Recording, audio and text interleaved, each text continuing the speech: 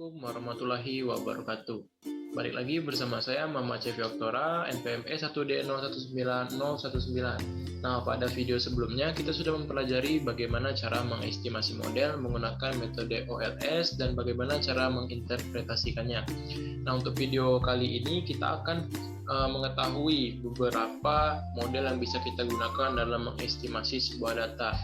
Nah, asal teman-teman semua tahu, untuk mengestimasi sebuah data itu tidak hanya menggunakan metode atau bentuk linear saja.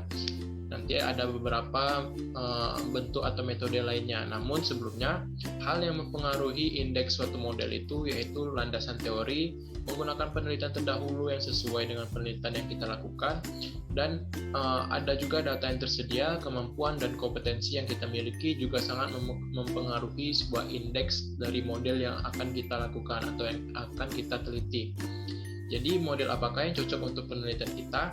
Maka dari itu silakan menyimak tutorial yang saya berikan terkait 7 model yang akan kita gunakan.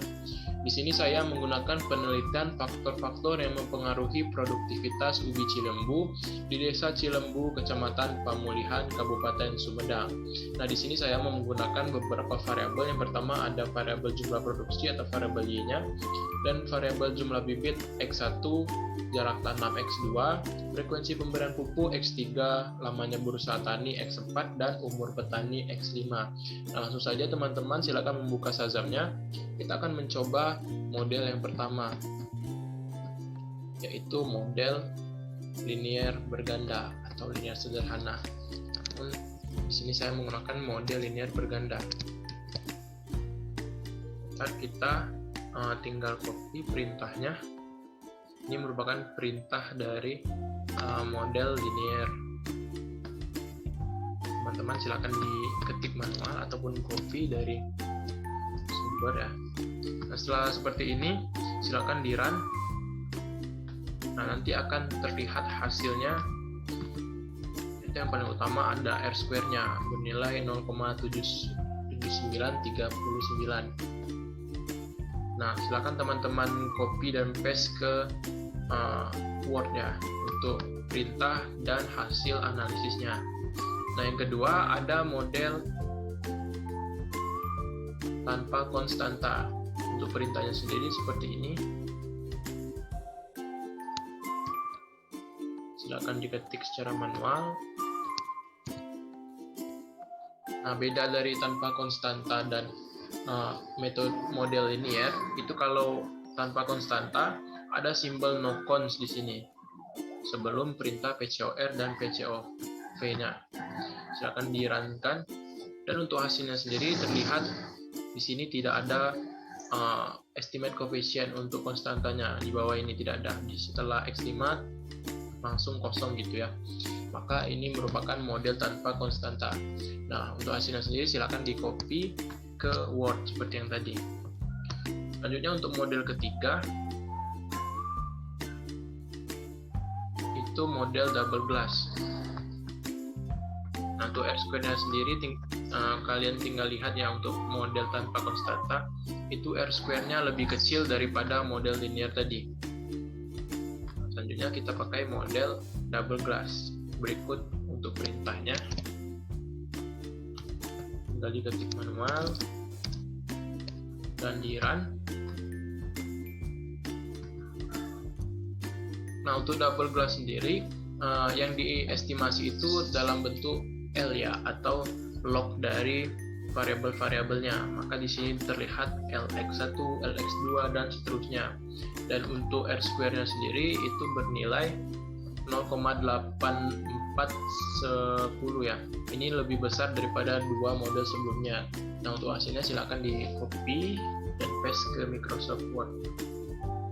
Nah, untuk model keempat itu ada model eksponensial. Perintahnya silakan di copy dan kita masukkan ke aplikasi Shazam.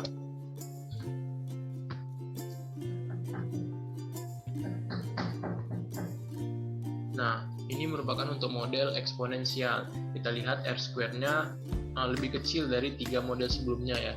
Jadi sudah dipastikan untuk model ini kurang cocok untuk penelitian yang saya lakukan. Silakan di copy dan paste ke Microsoft Word-nya. Selanjutnya yang kelima ada model semi-lock. Di perintahnya kita run. Nah, ini terlihat ya untuk hasilnya, dimana yang diestimasi itu LX-nya atau log dari variabel-variabelnya. Nah, di sini untuk R square-nya ini lebih kecil daripada model 12 tadi, lebih kecil sedikit. Ini bernilai 0,8357, sedangkan untuk 12 tadi 0,84 ya. Ini masih memimpin untuk model 12. Nah, untuk model ini silahkan di copy dan di paste ke Microsoft Word sama kayak yang tadi. Nah, selanjutnya untuk model ke-6 ada model reciprocal. Ini tinggal di copy perintahnya, kita paste. Nah, akan keluar hasilnya seperti ini. Nah, untuk model reciprocal sendiri ini cukup unik ya, karena untuk variabelnya kita misalkan dengan inisial seperti AG, TS, MP, BD, CP, dan lain sebagainya. Untuk nilai R square-nya sendiri itu lebih kecil daripada model log tadi, yaitu 0,7101. Ini kurang efektif ya untuk penelitian saya. Jadi tinggal kita kopas dan paste ke Microsoft Word. Nah, yang terakhir ada model log inverse. Ini perintahnya hampir sama kayak model reciprocal, cuma yang diubahnya yaitu bagian konstantanya. Ini kan masih variabel YT. Nah, untuk inverse log itu diganti ke LT atau log dari variabelnya. Nah, seperti ini, tinggal di run, nanti akan muncul untuk nilai-nilainya.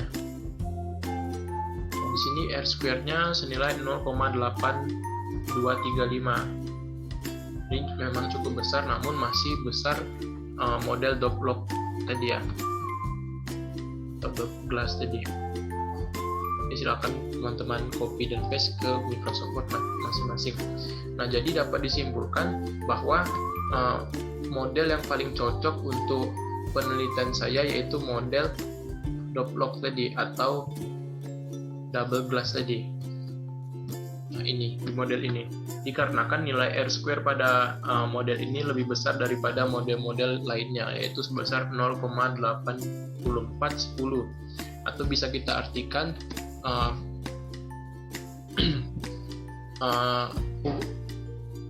bahwa model yang kita gunakan ini dapat menjelaskan hubungan antar variabel independen terhadap variabel dependen sebesar 84,10%.